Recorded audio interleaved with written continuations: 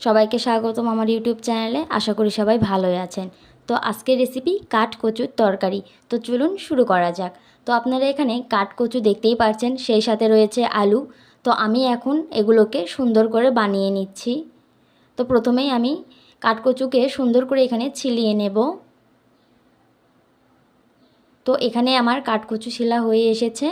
এখন আমি কাঠকচুকে সুন্দর করে বানিয়ে নেব।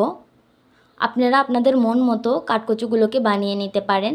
তবে আমি যেভাবে বানাচ্ছি সেভাবে যদি আপনারা বানান তাহলে কিন্তু দেখতে সুন্দর লাগবে। তো এইভাবে সুন্দর করে ডুমডুম করে বানিয়ে নিলে দেখতে আসলেই সুন্দর লাগে।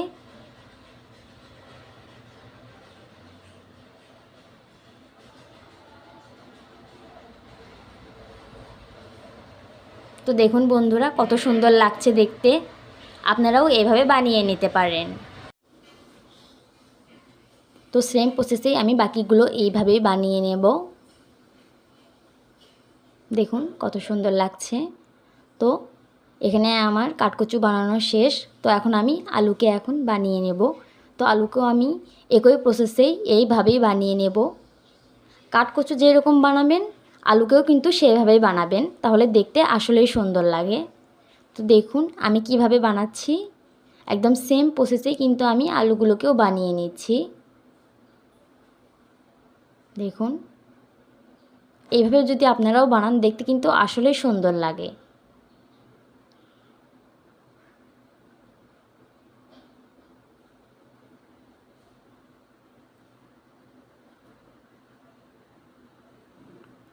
তো দেখুন কত সুন্দর লাগছে দেখতে।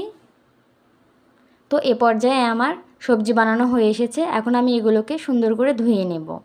তো আমার এখানে কচুগুলো ধোয়া হয়ে এসেছে। এখন আমি চুলায় কড়াই গরম করে তার মধ্যে তেল, জিরা, তেজপাতা, শুকনা মরিচ, গরম মশলা দিয়ে সুন্দর করে ভাজিয়ে নিয়েছি লাল লাল করে।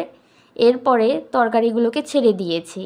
এখন এর মধ্যে পরিমাণ মতো লবণ, হলুদ গুঁড়া দিয়ে সুন্দর করে ভাজিয়ে নেব। একদম লাল লাল করে ভাজবেন, আর জল একদম দিতে হবে না, শুধু ভাজতেই থাকবেন। ভাজতে ভাজতেই দেখবেন কচুগুলো সিদ্ধ হয়ে এসেছে। একদম লাল লাল করে ভাজবেন। তো দেখুন আমার এখানে লাল লাল করে ভাজা হয়ে এসেছে। তো এখন আমি এর মধ্যে জিরা, আদা বাটাটা দিয়ে দিচ্ছি, পরিমাণ মতো মরিচের গুঁড়াও দিয়ে দিচ্ছি। এখানে আপনারা মরিচের গুঁড়া বেশিই দেবেন, তাহলে দেখবেন কচুর তরকারিতে খেতে অনেক ভালো লাগবে। তো এখন অল্প পরিমাণে জল দিয়ে সুন্দর করে কষিয়ে নেবেন, সুন্দর করে কষাবেন। তো এ পর্যায়ে আমার কষানো হয়ে এসেছে। তো কষানো হয়ে গেলে এখন আমি এর মধ্যে জল দিয়ে দেব। অল্প অল্প করে জল দেবেন, বেশি জল আগেই দেবেন না। কচুর তরকারিতে বেশি জল দিতে হয় না, একদম ঝোল ঝোল রাখবেন। তো দেখবেন কচুর তরকারি খেতে একদম ভালো লাগবে না। তো এরকম জল দিয়ে সুন্দর করে ফুটিয়ে নেবেন। তো দেখতেই পাচ্ছেন তরকারি দেখতে কত ভালো লাগছে।